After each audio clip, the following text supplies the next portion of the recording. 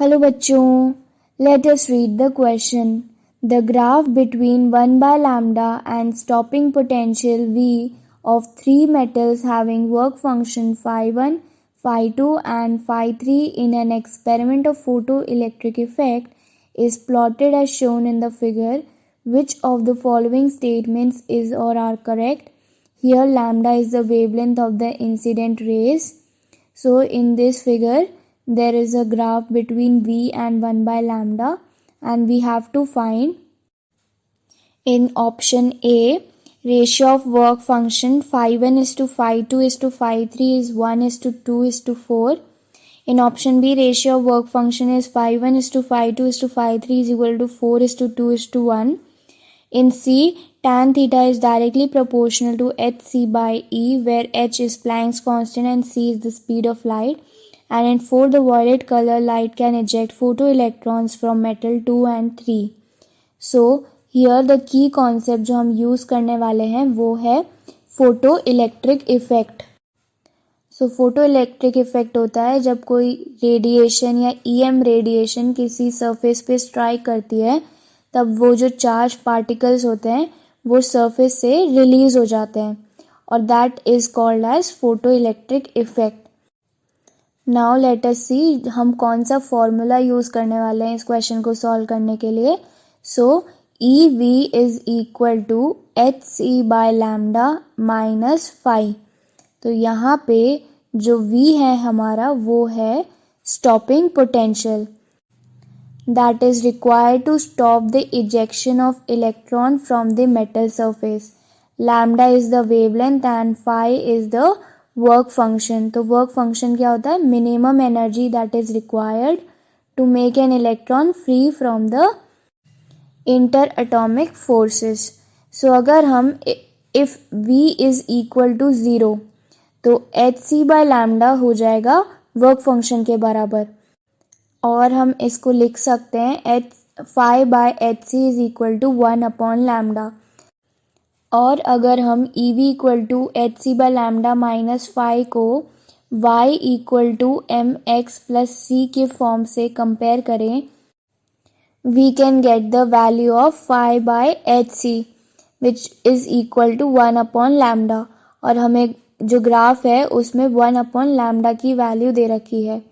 So for different materials, we will get different values for phi by hc because 1 upon lambda is different for different metals. तो अब हम यहाँ से phi by hc की value find करते हैं.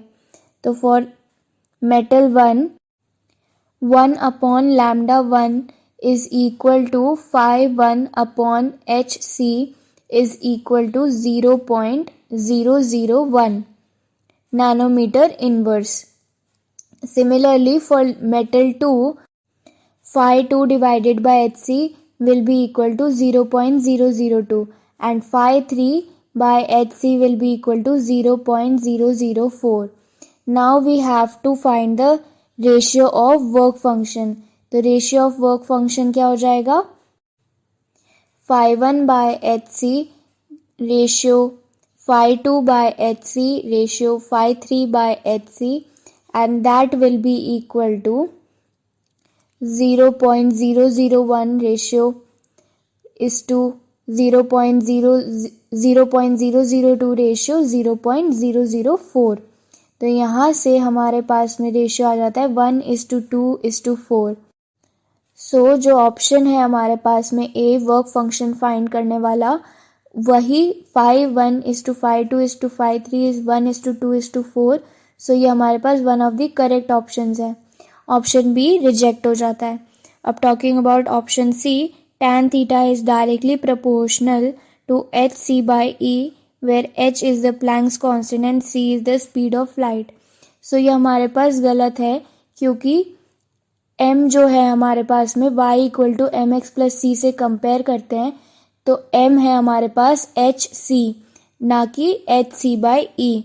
सो option C जो है वो भी रिजेक्ट हो जाता है. एंड ऑप्शन डी जो हम कैलकुलेट करेंगे, the violet colour light can eject photo electrons from metal 2 and 3. So let us see how we will solve this. So option D में है कि वॉयलेट कलर जो है वो लाइट इजेक्ट कर सकता है फ्रॉम मेटल 2 एंड 3। तो उसके लिए क्या हो जाएगा, we will use phi not equal to hc by lambda not.